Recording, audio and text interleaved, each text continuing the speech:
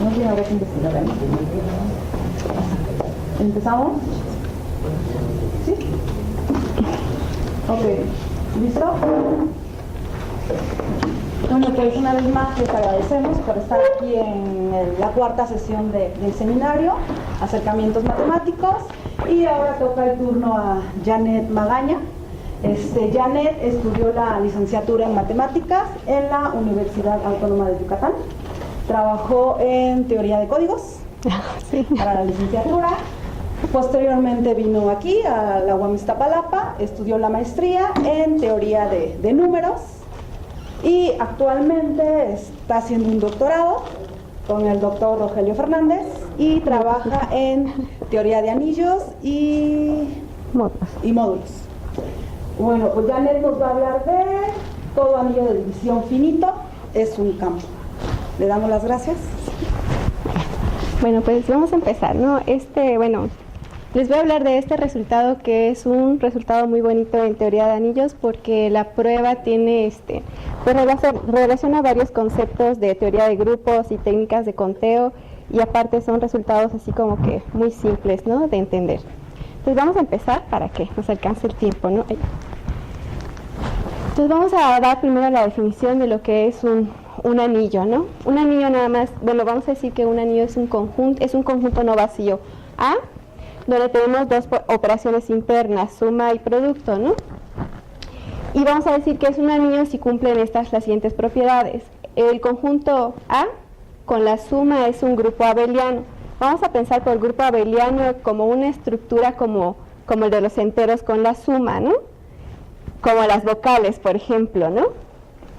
Porque, por ejemplo, los enteros con la suma son un grupo abeliano, como las vocales, por ejemplo, A es asociativo, o sea, podemos asociar la suma. E tiene elemento neutro con la suma. Tiene I, tiene inverso aditivo. O tiene una operación binaria, o sea que si sumamos dos enteros, sigue cayendo en los enteros. Y U, que es conmutativo, ¿no? Eso significa que sea un grupo abeliano con la suma. Además, vamos a tener definida la multiplicación. La multiplicación nada más cumple que va a ser asociativa, ¿no? Va a ser asociativa y estas dos propiedades nada más es para relacionar la suma con el producto, ¿no? Entonces, esto es lo que vamos a llamar anillo, ¿no? Entonces, vamos a decir que un anillo tiene un elemento unitario si existe el neutro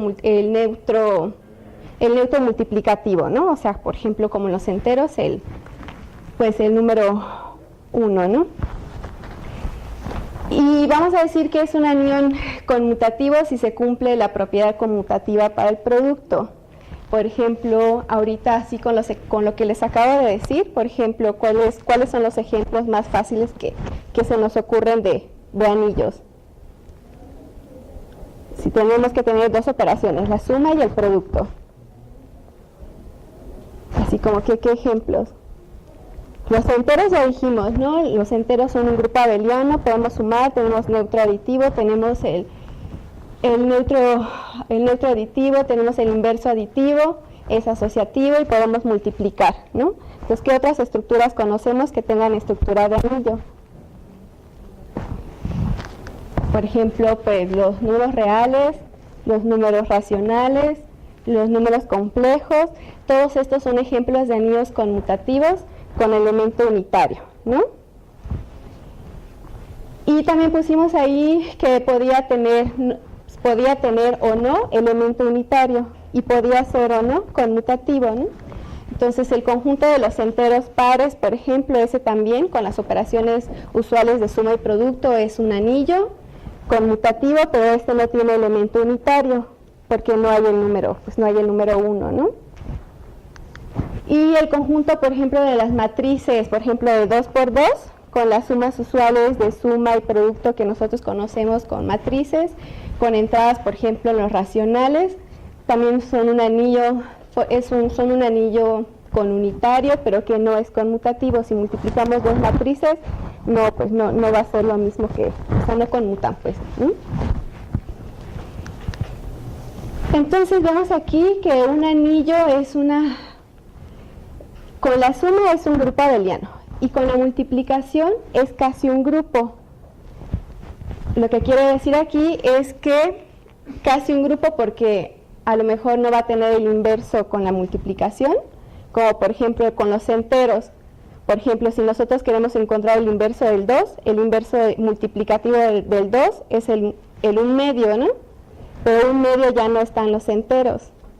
Entonces, con la multiplicación, un anillo, pues, o sea, le falta el inverso multiplicativo y puede ser que el elemento unitario, ¿no? Puede ser, entonces casi un grupo.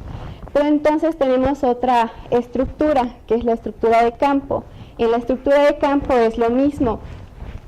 Tenemos un conjunto no vacío, bueno, casi lo mismo, un conjunto no vacío con las dos operaciones, suma y producto.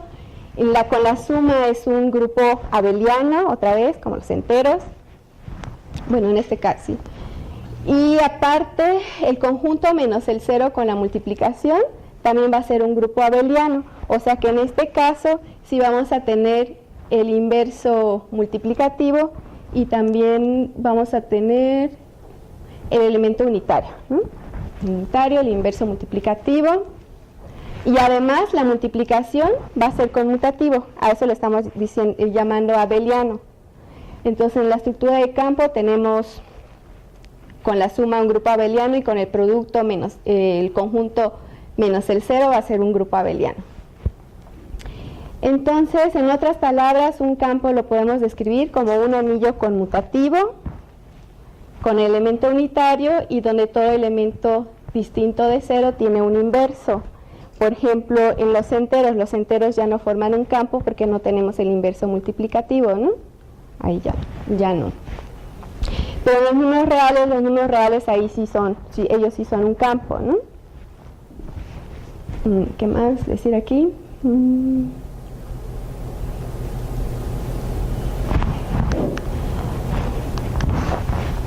Entonces vamos a ver la definición de lo que es un anillo con división.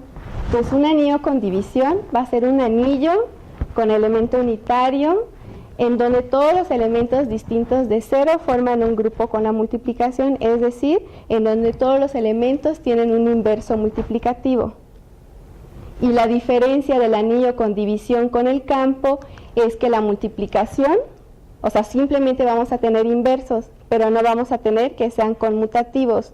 En el campo sí estamos pidiendo que sea abeliano, o sea, que la multiplicación conmute, pero aquí en los anillos con división, no. Esa es la diferencia con campo. Entonces, bueno, con esto que les acabo de decir, bueno, más o menos así a grandes rasgos, ¿me podrían decir ejemplos de anillos con división?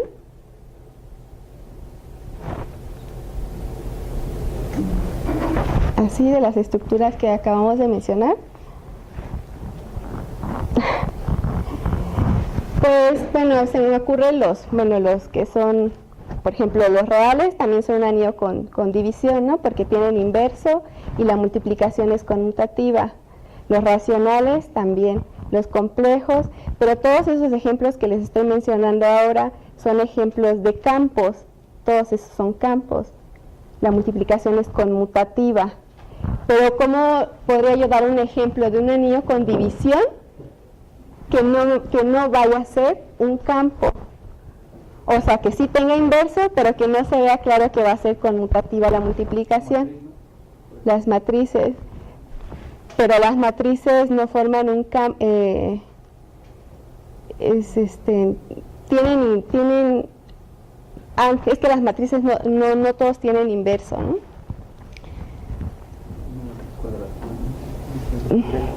Tendrías que poner las matrices invertibles, pero con la multiplicación, pero entonces no sería un anillo porque ¿por qué? Estoy haciendo bola. No, el de las matrices no. El de las matrices nada más es un anillo no conmutativo y no necesariamente tenemos inversos ahí. Entonces la definición de anillo con división tiene que tener inverso y las matrices no necesariamente tienen inversos, ¿no?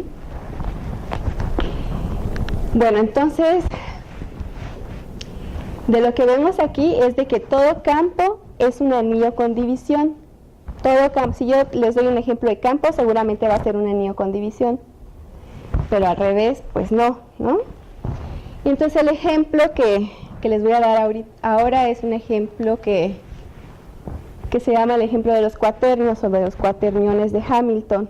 Los describió por primera vez el matemático Hamilton en 1843. Él quería hacer como una generalización de los complejos, ¿no?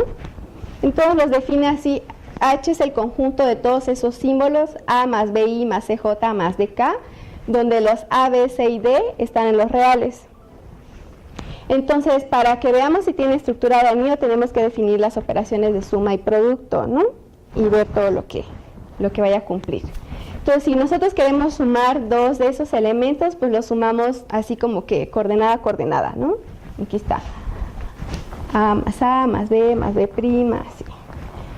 Y el producto de esa manera que a lo mejor no se entiende a primera vista, ¿no? Aquí nada más es multiplicar, agarro el primer elemento y lo multiplico por todos los de ahí, por el segundo. Los segundos, el segundo elemento de acá, o la segunda entrada por todos los de ahí. Pero esta multiplicación cumple la propiedad de que I cuadrada J cuadrada K cuadrada es igual a menos 1. Y también cumple esta otra relación. Tengo I, J, K. Cada vez que yo multiplique así, I por J, me va a quedar K. J por K, me va a quedar I. K por I, me va a quedar J. Y si lo multiplico al revés, me van a dar negativos. Me va a quedar J por I, va a ser menos K, o así, ¿no? I por K es igual a menos J, y así. Entonces, ese es el producto en los cuaternios. Pues el neutro aditivo, pues nada más es el símbolo que tiene todos ceros, ¿no? El neutro multiplicativo, pues es el que tiene la primera entrada número 1 y todos los demás ceros. Y si yo tomo un elemento distinto de 0, quiero ver si existe el inverso. Agarro un elemento aquí que es distinto de 0. Como es distinto de 0, alguna de las entradas aquí, A, B, C y D, esas son reales, ¿no? Entonces no todas tienen que ser 0 porque ese es distinto de 0, ¿no? Entonces yo puedo formar este número, A cuadrada más B cuadrada más C cuadrada más D cuadrada. Ese va a ser distinto de 0 porque hay alguna de aquí que no va a ser 0, porque ese es distinto de 0. Entonces construyo este elemento de esta forma, puedo dividir porque este número es distinto de 0 y se puede probar haciendo las cuentas que este va a ser el inverso de uno de aquí. Y además, pues ahí con esa multiplicación, pues más o menos se ve claro que no va a ser conmutativo, porque I por J me queda K y J por I me queda menos K. Entonces no es conmutativo. Todo elemento distinto de 0 tiene inverso, pero además no es conmutativo. Entonces este es un ejemplo de un anillo de división. Pues no es conmutativo, entonces no es un campo, ¿no? Ese es el ejemplo que se tiene, ¿no? Pero el matemático Wedderburn demostró que si a un anillo de división le agrega la finitud, entonces sí tenemos la condición de ser un campo. Entonces lo que vamos a demostrar, bueno, si no empiezo a cuatrapear aquí. Entonces aquí está el teorema, ¿no? Todo anillo con división finito, hay que agregarle la finitud, va a ser un campo. O sea que con esa condición de finitud, de ahí tiene que salir, o ahí, no sé, es la condición de la conmutatividad del producto. Entonces vamos a empezar con la demostración, no voy a ser muy formal, ¿sí? Lo más sencillo que se pueda. Entonces, empezamos, vamos a suponer que tenemos A, un anillo de división finito, ¿no? Recordamos otra vez, un anillo con división es una estructura, tiene una estructura de grupo abeliano con la suma, cada elemento distinto de 0 tiene inverso, pero no necesariamente es conmutativo, ¿no? Entonces tomamos un elemento en A y consideramos el centralizador S en A. El centralizador lo vamos a denotar como CS. El centralizador es el conjunto de todos los elementos de A que conmutan con la S. Aquí conmutan todos con S. Es claro que el centralizador es distinto del vacío, pues porque ahí está el 0, ¿no? También está el 1, ¿no? El 1 conmuta con S, el 0, ¿no? Entonces, CS es un subanillo de A. ¿Qué quiere decir que sea subanillo? Pues nada más que este conjunto también tiene estructura de anillo, ¿no? Nada más. O sea que podemos definir la suma y definir el producto, ¿no? Y cuando sumemos dos elementos de CS van a estar aquí.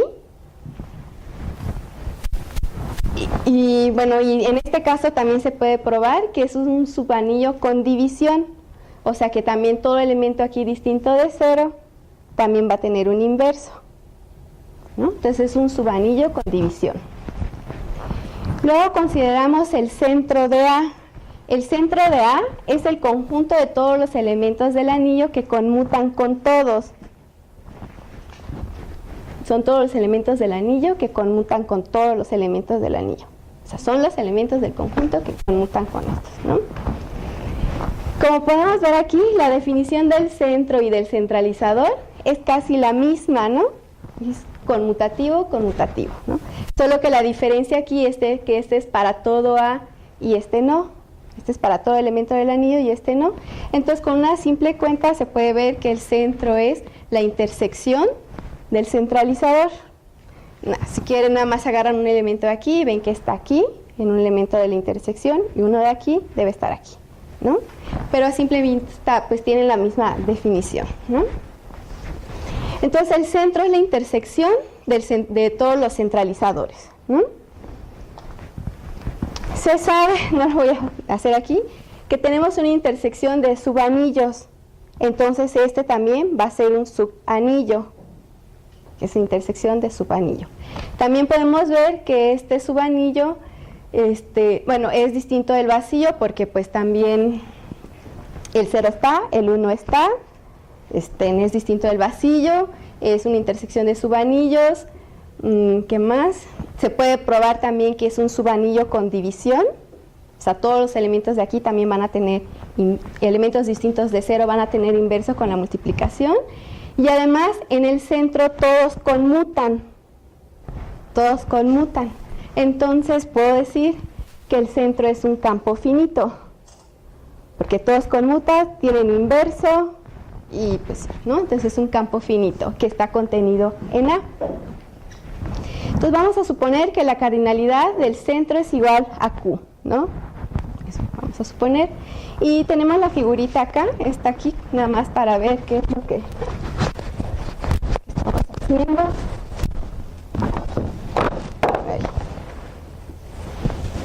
Aquí está el anillo, aquí está el centralizador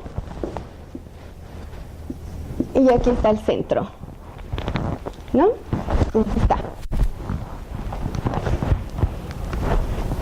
Se puede mostrar que el centralizador y el anillo son espacios vectoriales con respecto a este campo.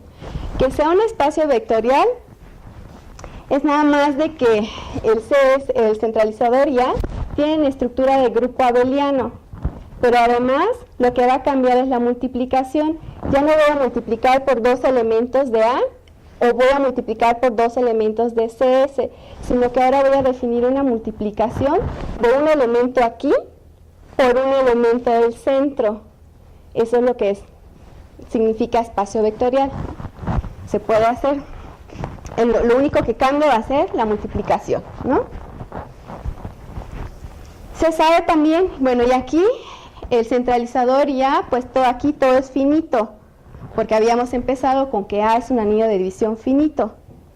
Entonces son espacios vectoriales finitos.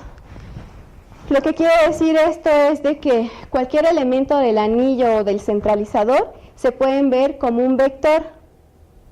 son espacios vectoriales finitos, se pueden ver como un vector, donde cada entrada del vector vive en el campo que es el centro. Aquí está. Pero cada elemento aquí del vector está en el centro y el centro tiene Q elementos. O sea que la cardinalidad del anillo pues es Q a la n, ¿no?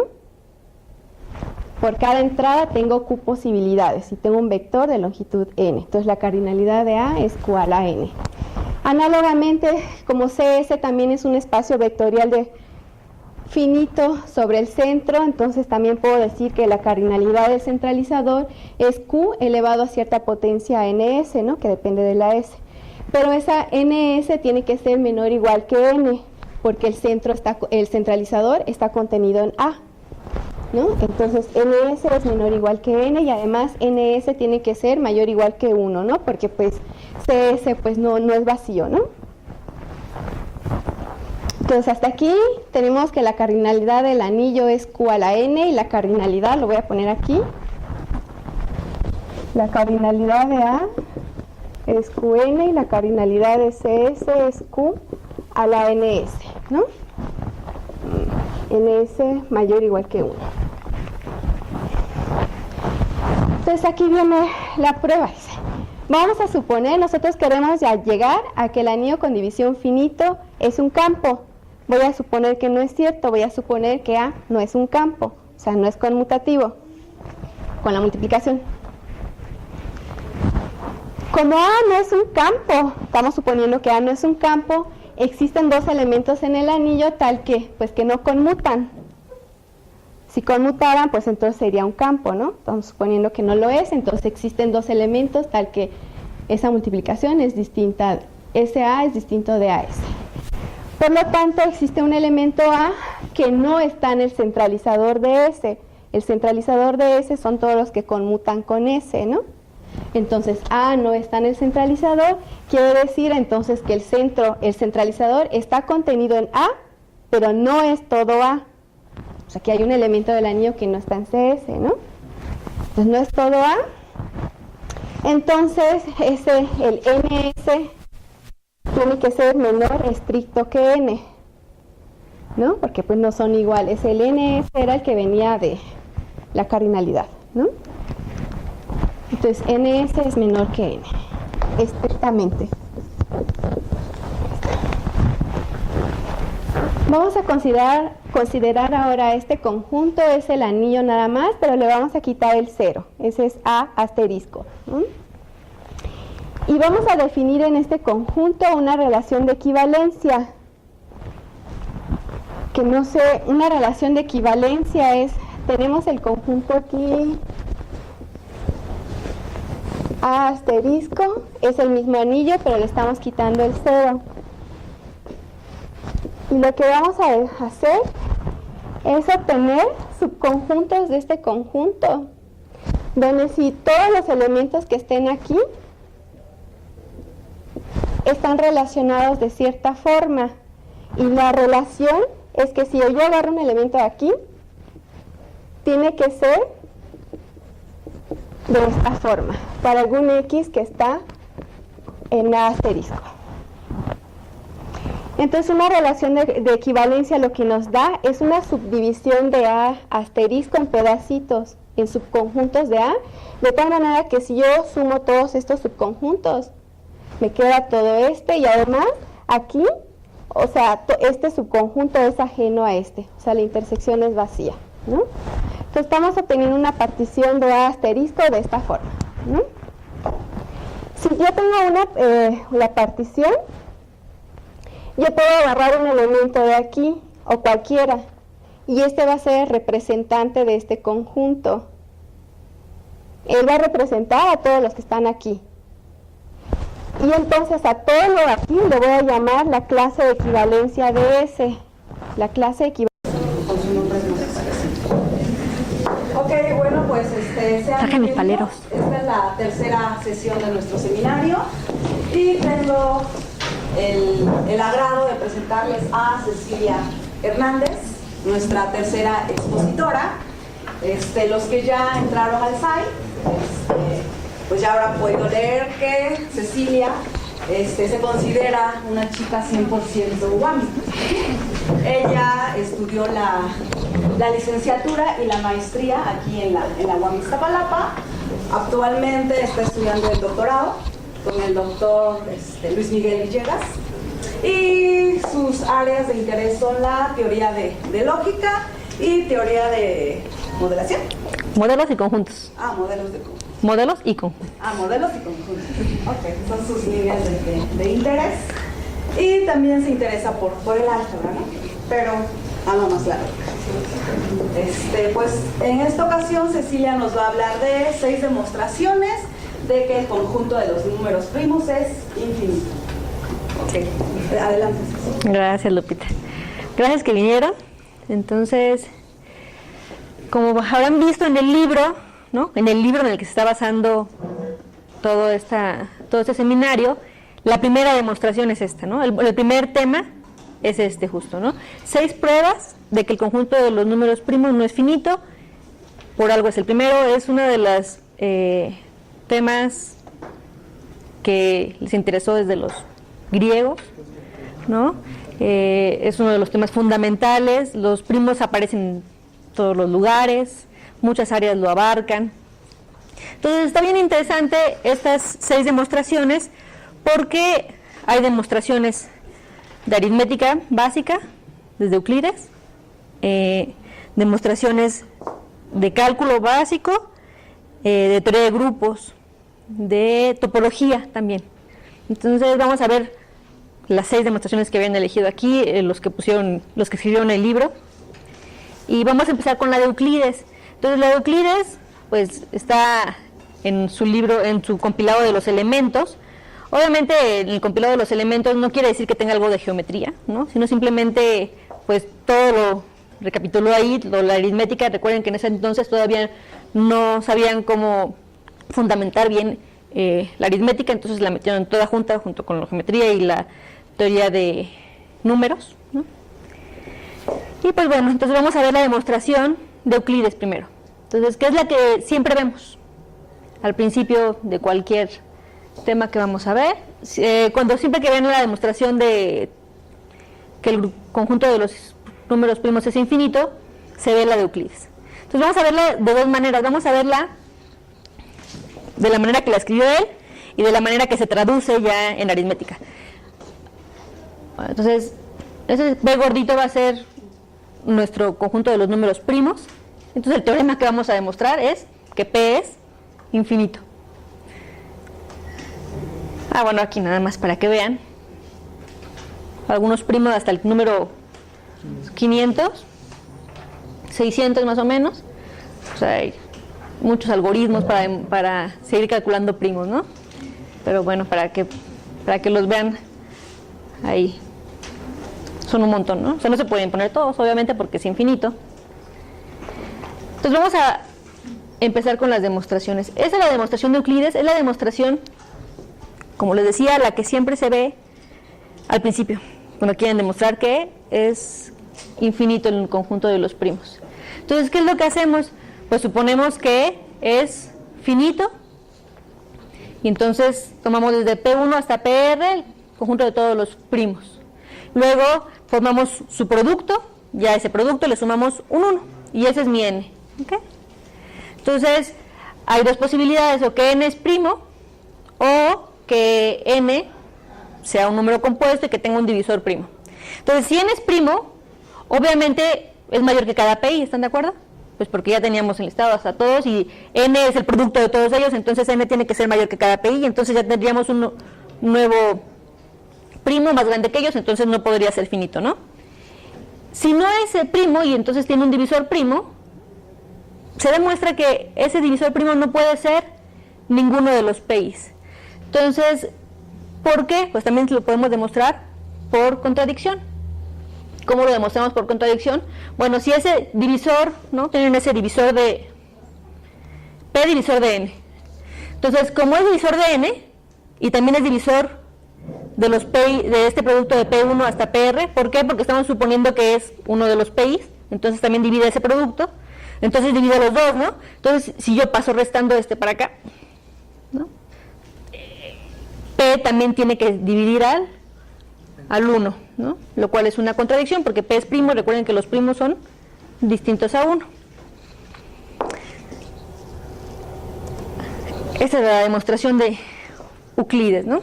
De Euclides lo que hace es exactamente lo mismo, pero él hace la demostración solo con 3 números primos. Lo que dice que si tenemos 3 números primos podemos encontrar un cuarto. Aquí me faltó hacer el dibujo, pero lo que hace, ¿no?, en el libro de los elementos, dibuja como se pueden dibujar 3 números primos. Entonces dice que este es un primo, este es otro primo y gamma es otro primo. Y luego cuando se refiere al número menor medido por A, por B y por gamma, ¿no? Que sea medido, cuando ponen medido quiere decir que sea divisible, ¿no? O sea, que se pueda medir, que se pueda poner. Entonces lo que tendríamos que hacer sería colocar esta A, luego colocar B, o sea, es el mínimo común múltiplo, ¿no? Y luego colocar gamma. Y a ese número le llama delta E, ¿no? Delta E. Y luego a delta E le une la unidad que es Z.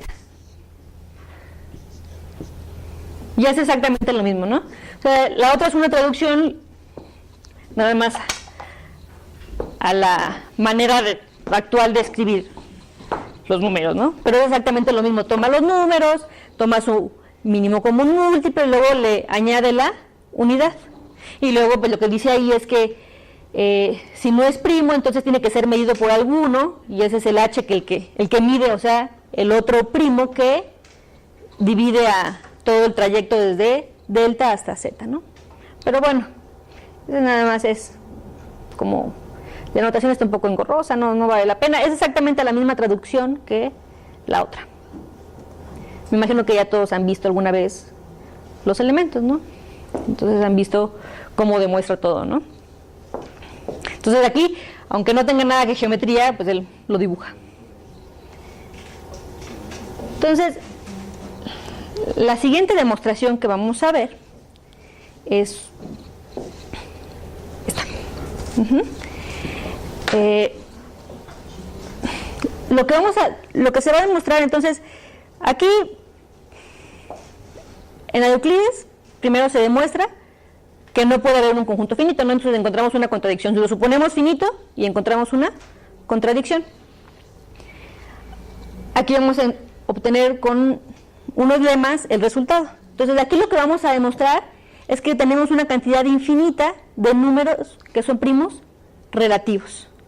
Entonces, como tenemos una cantidad infinita de números primos relativos, pues tiene que haber una cantidad infinita de primos. ¿Por qué? Porque cualquier pareja de números que tomen ese conjunto infinito tiene que tener divisores primos distintos. Tiene que tener al menos un divisor primo distinto. ¿Por qué? Porque son primos relativos, ¿no? O sea, si fuera nada más uno, ya sería. O sea, si fueran primos, serían primos relativos y solo tendría un divisor distinto, ¿no? Pero si son primos relativos que no son primos, entonces pues tienen muchas, todos sus divisores primos tienen que ser distintos. Entonces ya tenemos una cantidad infinita de primos. Entonces vamos a ver, estos números, los números de Fermat, son los números de la forma 2 a la 2n más 1 con n natural. ¿Okay? Se llaman los números de Fermat. Al principio había una conjetura de que esos números eran primos. Después pues se vio que no son primos, ¿no? O sea, no son primos, pero sí resulta ser primos relativos entre ellos. Entonces, cada uno de ellos, no todos son primos, pero sí son primos relativos entre ellos siempre. Entonces, ya fijan, aparte van creciendo bien rápido, ¿no? Del F0, del de Fermat, el número de Fermat 0, al 1, al 2, ahí todavía están pequeños, pero ya si vamos al 5, y luego si vamos al 6, pues ya simplemente una computadora con una calculadora normal, pues ya no les calcula correctamente ese número, ¿no? O sea, ya lo aproxima. Entonces son unos números que crecen muy, muy rápido. Entonces lo que vamos a demostrar es que cualesquiera dos números de Fermat son primos relativos, y entonces con eso ya tenemos demostrado que también hay una cantidad infinita de primos. ¿Están de acuerdo? Vamos allá. Entonces lo que vamos a hacer es que vamos a demostrar primero esa ecuación recursiva. Entonces lo que estamos diciendo es que el producto de los números de Fermat hasta n-1 justo nos da el enésimo número de Fermat menos 2. Entonces, si ya tenemos eso listo, o sea, ahorita lo demostramos esto, ¿no? Si ya tenemos esto listo, ya tenemos el resultado. ¿Por qué? Porque si tenemos un divisor, tomamos dos números de Fermat distintos, entonces K menor que N, ¿no? Tiene que ser uno menor que el otro, entonces suponemos que K es menor que N, y entonces tomamos un divisor común, y si es un divisor común, por esta ecuación, M tiene que dividir al 2, porque lo despejo aquí el 2, y entonces si M divide a F(k), entonces divide a este producto, y también si M divide al enésimo número de Fermat, pues divide a este, entonces tiene que dividir a todo, que es el 2. Pero pues si M divide el 2, entonces le quedan dos posibilidades a M, ¿no? O ser el 1 o ser el 2. Pero si se fijan, todos los números de Fermat, ¿ves cómo se forman? A un número par le agregas el 1, entonces todos son impares. Entonces no puede ser el 2, ¿están de acuerdo? Entonces la única posibilidad es que M es 1, y entonces ya demostramos que son primos relativos. Entonces vamos a demostrar esa ecuación ahí. Entonces primero lo vamos a hacer por inducción. Para n igual a 1, pues ya sabemos cuánto vale F1, recuerden, aquí está, recuerden que F0 es 3 y F1 es 5. Entonces F1 es 5 menos 2 es 3, y ese es F0. Entonces si se cumple.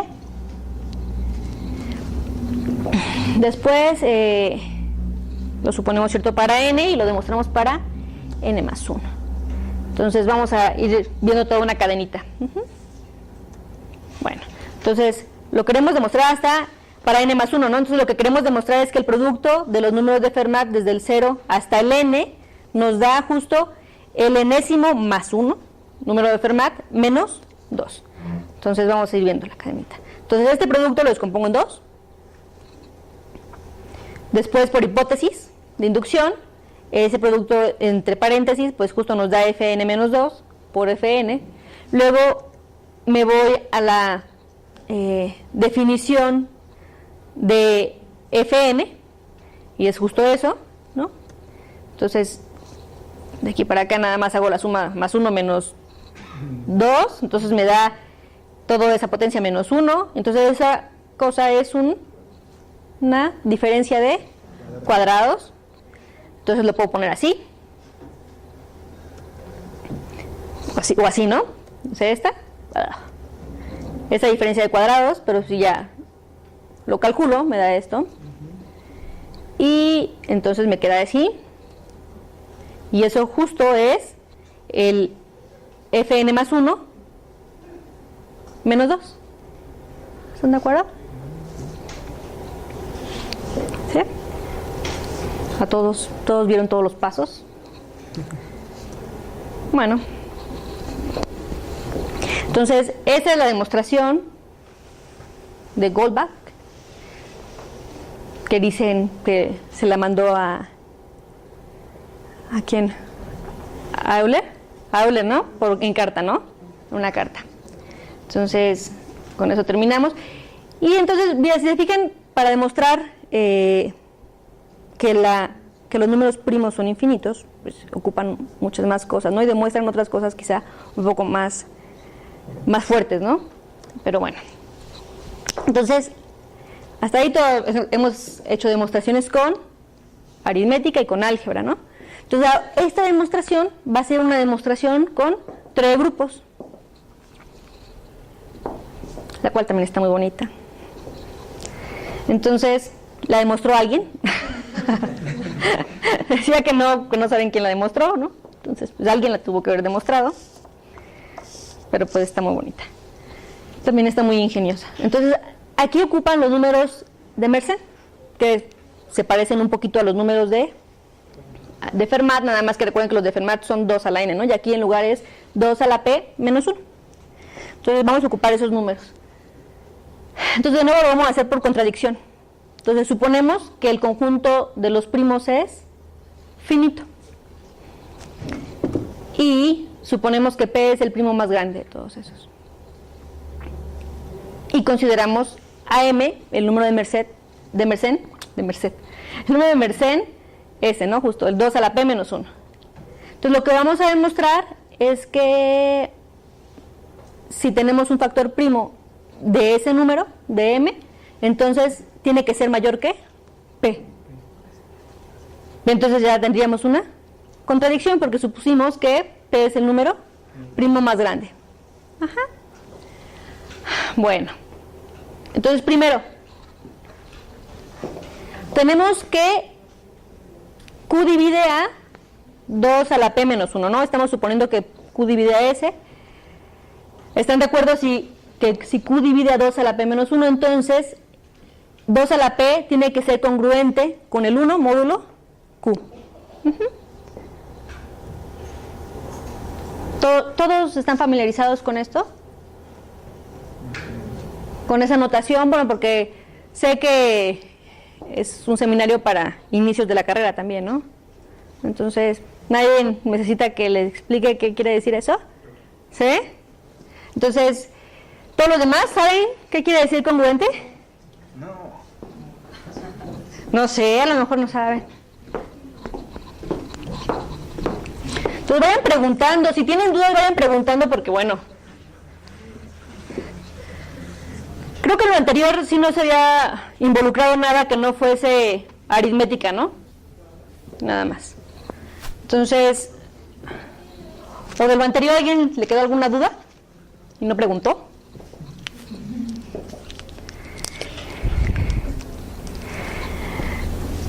Cuando ustedes tienen ese simbolito de congruencia,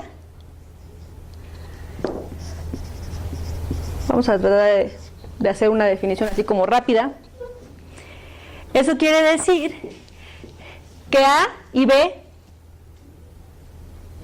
son muy parecidos, pero que A o B, da igual, se puede escribir como B más un Q por N. O sea que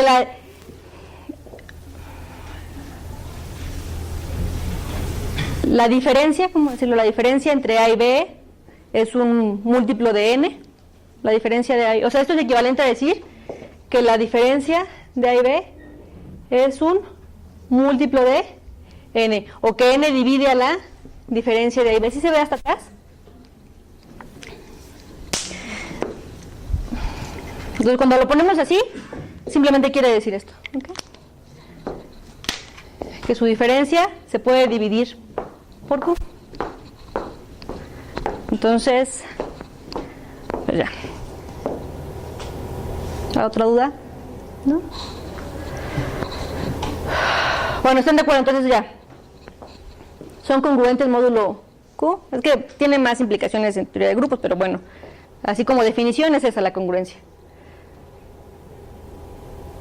Y aquí sí van a tener que saber más cosas de teoría de grupos. Entonces los que no saben teoría de grupos quizá no van a entender totalmente, porque tendríamos que regresarnos a dar la definición de grupo, de todo, ¿no? Entonces, simplemente un grupo es un conjunto con una operación que cumple ciertas propiedades. La operación debe ser asociativa, debe tener un elemento neutro, debe de tener inversos para cada elemento. Eso quiere decir que la operación se debe de comportar más o menos como se comporta los enteros con la suma, y el cero hace el papel del neutro, la suma es asociativa y la suma tiene elementos inversos. Eso quiere decir que si yo tengo un entero y le sumo un entero, yo siempre puedo encontrar otro entero que al sumarlo me dé 0, ¿no? O sea, el negativo del número. Eso quiere decir que sean un grupo, ¿no? Que se parece más o menos a cómo se comportan los enteros con la suma. Bueno. El orden de un elemento es el menor natural, tal que al elevarlo a S nos da la identidad. Entonces sí es un poquito de definiciones, pero bueno, para todos los que sí saben tener grupos, pueden ver que justo eso nos dice que mi elemento 2 tiene orden. Si considero mi grupo, que son el grupo de todas las unidades de ZQ, ZQ recuerden que son los residuos de Q, ¿no? En Z. Y si le pongo estrellita, quiere decir que son las unidades, son los que tienen inverso. Y como Q aparte es un primo, eso es todos menos el 0. Menos el 0. O sea, todos los elementos de ZQ, excepto el 0. Recuerden que todos tienen inversos y Q es primo. Bueno, entonces ese grupo con el producto tiene Q menos 1 elementos. ZQ en general tiene Q elementos. Pero si me fijo en las unidades de ZQ, entonces es un elemento menos, o sea, el 0. ZQ, las unidades tienen un elemento menos. Y estoy diciendo que ese elemento 2 tiene orden P. Para los que todos se acuerden de teoría de grupos, hay un teorema fundamental que es el teorema de Lagrange, que nos dice que el orden de un elemento siempre divide al orden del grupo, obviamente cuando el grupo es finito. Entonces, por el teorema de Lagrange, P tiene que dividir a Q menos 1. Y entonces, P tiene que ser menor que Q. ¿Sí? ¿Alguna duda de eso? Bueno, todos los que saben tres grupos, pues me imagino que sí está muy bonita la demostración, ¿no? Porque involucra teoría de grupos en algo que al parecer no tendría por qué, ¿no? Bueno, ahorita vienen otras que a lo mejor ya no necesitan tanto, ¿no? Esa es como que la única que necesitaban algo más especializado. De aquí, con que tengan nociones de cálculo, que eso sí todos lo tienen, ¿no? Porque llevan cálculo desde el primer momento. Entonces, ya no hay ningún problema, ¿no? Porque a pesar de que vamos a ver una demostración con topología, esa demostración con topología también no es necesario saber más. Creo que la anterior de la que tenía es como que tener un poquito más de nociones, ¿no? De definiciones exactas. Pero bueno. Entonces vamos a demostrar, ahora sí, una demostración de Euler de que los primos son infinitos. Entonces, lo que lo vamos a hacer es con cálculo. Y la manera que lo vamos a hacer es demostrar que una función no es acotada. Entonces vamos a ir viendo las definiciones.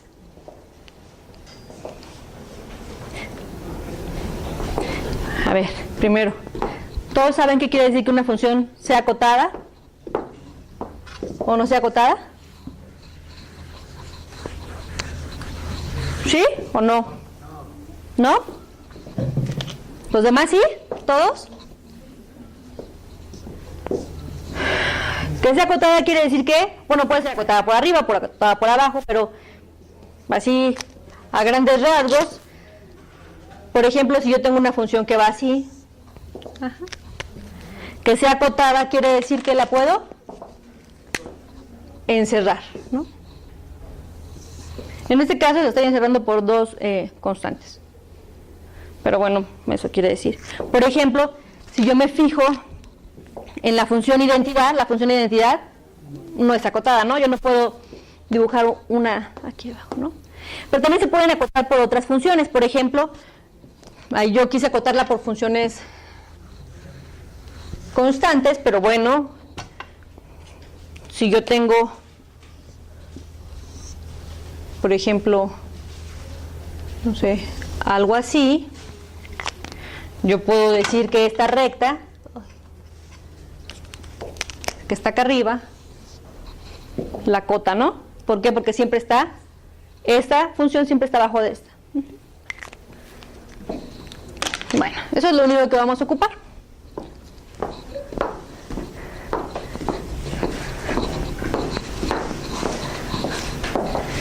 A ver, entonces vamos a definir una función que va a ser la función pi.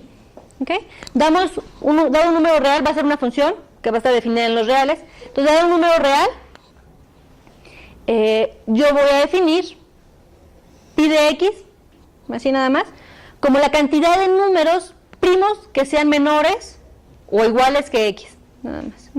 Entonces me fijo en la cardinalidad del conjunto de todos los primos menores o iguales que x, y esa cantidad de elementos le llamo pi de x. Eso siempre es un número. Eso siempre es un número finito. Eso sí no hay ningún problema. Eso es un número. O sea, estoy definiendo una función que va de los reales a los naturales.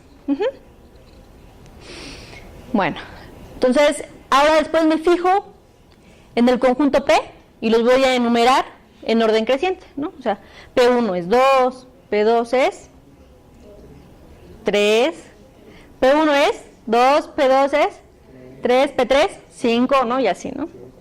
En orden creciente. Entonces, la función logaritmo natural, o ln, ¿no? Log, o logaritmo natural, se puede definir así, ¿sí? Si se acuerdan de su curso de cálculo integral, se puede definir así, justo, ¿no? O sea, la integral de 1 a x de la función 1 entre t de t.